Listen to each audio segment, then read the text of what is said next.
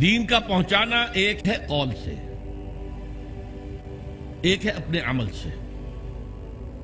آپ جو بات کہہ رہے ہیں اس پر عمل کر کے بھی تو دکھائیے نا، ورنہ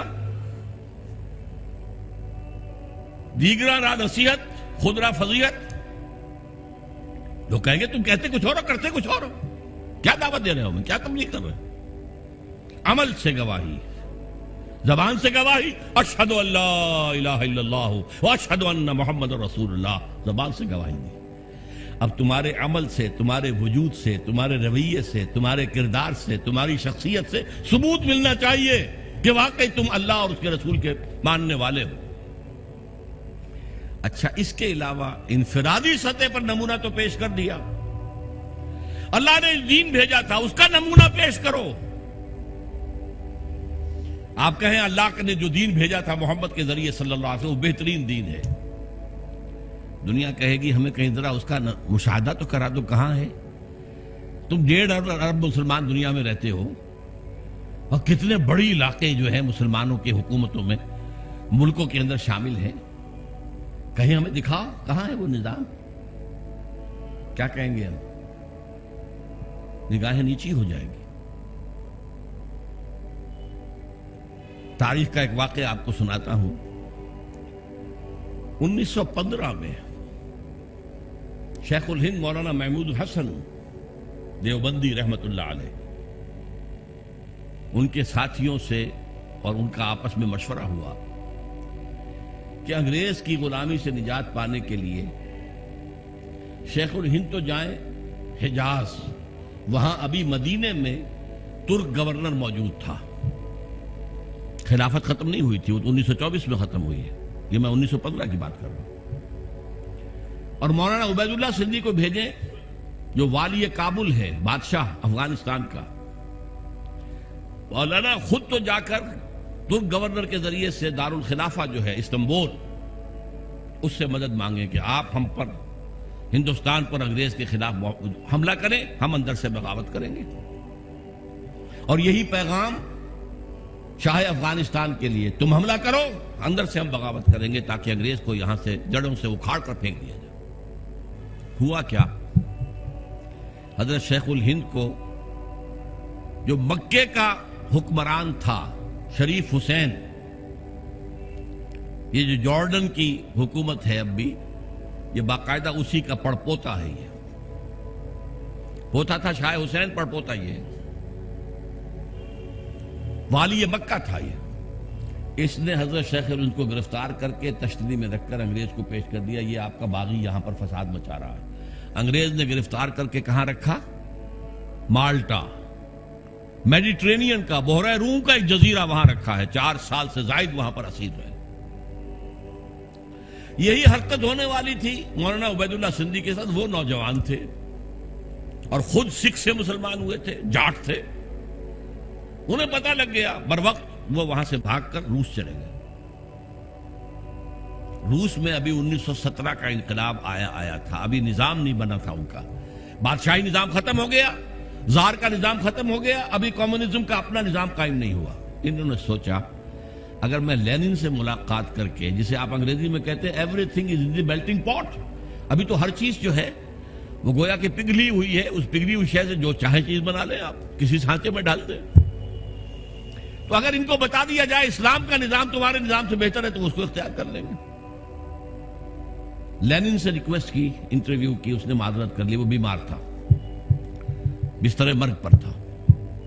اس نے کہا ٹروٹسکی سے بات کیجئے، یہ بہت سے لوگوں کو معلوم ہوگا کہ لینن کا اصل جانشین ٹروٹسکی ہونا تھا، یہ تو اسٹالن نے عین وقت پر سازش کی اور قبضہ کر لیا۔ ٹروٹسکی سے بڑی مفصل گفتگو ہوئی مولانا سندھی کی، اور وہ سنتا رہا۔ آخر میں اس نے ایک بات کہی، مولانا یہ نظام جو ہے جو آپ پیش کر رہے ہیں بہت عمدہ ہے، کوئی شک نہیں، بہت اعلیٰ ہے، سب سے عمدہ ہے، لیکن آپ نے کہیں اسے قائم کیا ہے؟ مولانا سندھی کہتے ہیں اس کے بعد جو میری نگاہیں زمین میں گڑ گئیں، میں اس سے دوبارہ آنکھیں چار نہیں کر سکا۔ ارے اتنی اچھی بات تمہارے پاس ہے اور تم اسے خود اپنے گھر میں نافذ نہیں کرتے؟ ریوڑیاں آ کر یہاں تقسیم کرنا چاہتے ہو، اپنے بچوں کو ریوڑیاں نہیں دیتے؟ کرو نا، قائم کرو نا اسے, دکھاؤ اس کا نمونہ. یہ ہے وہ دلیل جو آج پوری دنیا دے رہی ہے. کہاں ہے اسلام تمہارا؟ مسلمانی در کتاب اور مسلمانہ در گور. مسلمانی کتاب میں لکھی ہوئی ہے, یہ پڑھ لیجئے, قرآن میں ہے, حدیث میں ہے, فلاں میں ہے, سیرت میں ہے, خلافت راشدہ میں ہے. بھائی ٹھیک ہے, 1400 برس پرانی بات ہوئی, آج دکھاؤ. یہ بات اب سمجھی آپ نے؟ لا الہ الا اللہ کا تقاضا, اللہ کی بندگی ہمہ تن, ہمہ وجوہ, ہمہ وقت, ہمہ جہت, اطاعت اللہ, اطاعت رسول. اور یہ کب پورا ہوگا؟ جب پورا نظام بھی اللہ کے دین کے اوپر قائم ہو جائے, تب آپ کی بندگی ہوگی پوری بندگی. ورنہ تو جزوی ہے. نمازیں ہم پڑھ رہے ہیں, روزے رکھ رہے ہیں, حج کر رہے ہیں, لیکن بھائی تم حاجی آئے ہو پاکستان سے, اتنی بڑی تعداد میں 1 لاکھ آ گئے ہو, تم نے اپنے ملک میں اسلام قائم کیا. قرآن مجید میں کہلوایا گیا ہے حضور سے, اہل کتاب سے آپ کہہ دیجئے اے نبی, قل یا اہل الکتاب لستم علی شیء حتی تقیموا التوراۃ والانجیل وما انزل الیکم من ربکم. اے اہل کتاب, اے یہودیوں, اے نصرانیوں, تمہاری کوئی حیثیت اللہ کی نگاہ میں نہیں ہے جب تک کہ تورات اور انجیل کو قائم نہیں کرتے. You have no face to pray to us. ہم سے دعا کرتے ہو, کس بات کی دعا کرتے ہو؟ ہمارا دین, ہماری شریعت قائم کی ہے. یہی بات ہم سے ہے. یا اہل القرآن لستم علی شیء حتی تقیموا القرآن وما انزل الیکم من ربکم. اے قرآن والو, قرآن پہ ایمان رکھنے کے دعوے دارو, تمہاری کوئی حیثیت نہیں ہم سے بات کرنے کی جب تک کہ قرآن کو, اس کے نظام کو, اس کے قوانین کو, اور قرآن کے ساتھ اور جو نازل کیا گیا وہی خفی ہے, جو حدیث نبوی ہے وہ وہی خفی ہے, اس کو جب تک قائم نہیں کرتے تمہاری کوئی حیثیت نہیں. پہلی بات یہ ہو گئی. یہ عبادت مکمل کب ہوگی؟ جب پورا نظام اللہ کے قانون پر قائم ہو جائے. محمد الرسول اللہ کا تقاضا کیا ہے؟ دین کی دعوت, دین کی تبلیغ, قول سے, عمل سے, انفرادی سطح پر, اجتماعی سطح پر. یہ اسی وقت حق ادا ہوگا جب آپ اسلام کا نظام قائم کر کے دنیا کو دکھا دیں اور آپ کہہ سکیں come and see with your own eyes, آؤ مشرق کے لوگوں آؤ, مغرب کے لوگوں آؤ, اے جاپانیوں آؤ, اے امریکیوں آؤ, دیکھو یہ نظام ہے محمد کا لایا ہوا صلی اللہ علیہ وسلم. See it with your own eyes. اس سے بہتر نظام کوئی ہو سکتا ہے؟ بتاؤ. یہاں کوئی ریپریشن ہے, کوئی جبر ہے, یہاں کوئی ایکسپلائٹیشن ہے, یہاں کوئی امیر غریب کا خون چوس رہا ہے, یہاں کوئی بھوک کے مارے خودکشی کر رہا ہے؟ آپ دیکھو نا, ایک ایک شہری کی بنیادی ضروریات کی کفالت ہم کر رہے ہیں, ایک ایک کی.